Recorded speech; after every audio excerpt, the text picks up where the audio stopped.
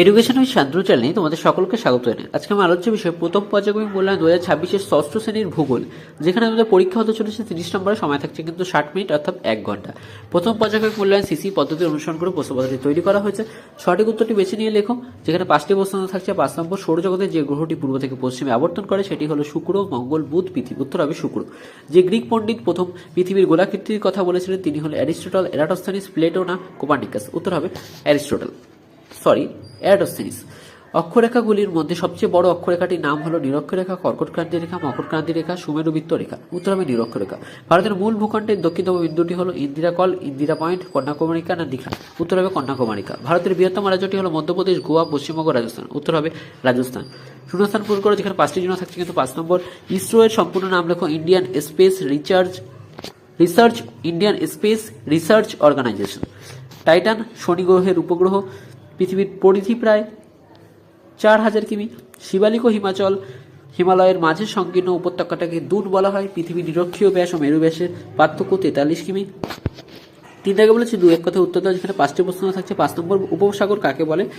উত্তর হবে 3 দিক স্থলভাগ দ্বারা বেষ্টিত স্থলভাগকে উপসাগর বলে, যেমন কচ্ছ উপসাগর। কয়াল কি? উত্তর, মালাবার উপকূলের হ্রদগুলিকে কয়াল বলে।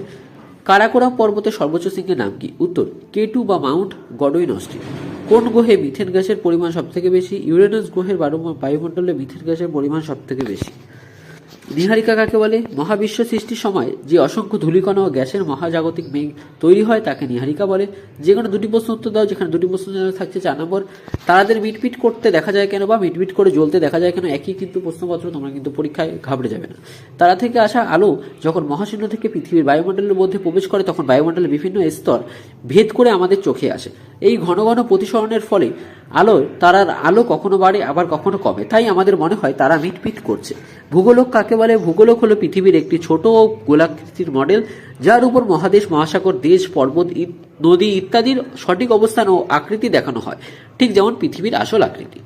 ভারতকে কেন উপমহাদেশের সাথে তুলনা করা হয়েছে? ভারতকে উপমহাদেশ বলা হয় কারণ এর বিশাল ভৌগোলিক এলাকা, বৈচিত্র্যময় ভূপ্রকৃতি বলতে এখানে বোঝানো হয়েছে পর্বত, মালভূমি, সমভূমি, মরুভূমি, সমৃদ্ধ সংস্কৃতি এবং জলবায়ু একটি ছোট মহাদেশের মতো বৈশিষ্ট্য বহন করে, যা এশিয়া মহাদেশের অংশ হলেও নিজস্ব বৈশিষ্ট্য ও বিশালতার কারণে আলাদাভাবে পরিচিতি পায়। 5 জায়গায় বলেছে যে কোনো 2টি প্রশ্ন উত্তর দাও, যার জন্য থাকছে কিন্তু 6 নম্বর। তো অরক্ষরেখা ও দ্রাঘিমারেখা 3টি পার্থক্য লিখতে হবে। বিষুবরেখা কাকে বলে তার চিত্র অঙ্কন করতে হবে। সিন্ধু নদের গতিপথ বর্ণনা করো। যে কোনো একটি প্রশ্ন উত্তর দাও, যে থাকছে 5 নম্বর। ভারতের উপদ্বীপীয় মালভূমি অঞ্চলের সংক্ষিপ্ত পরিচয় দাও এবং হিমালয়ের শ্রেণীবিভাগ করে সে সম্পর্কে যা জানো তা লেখো।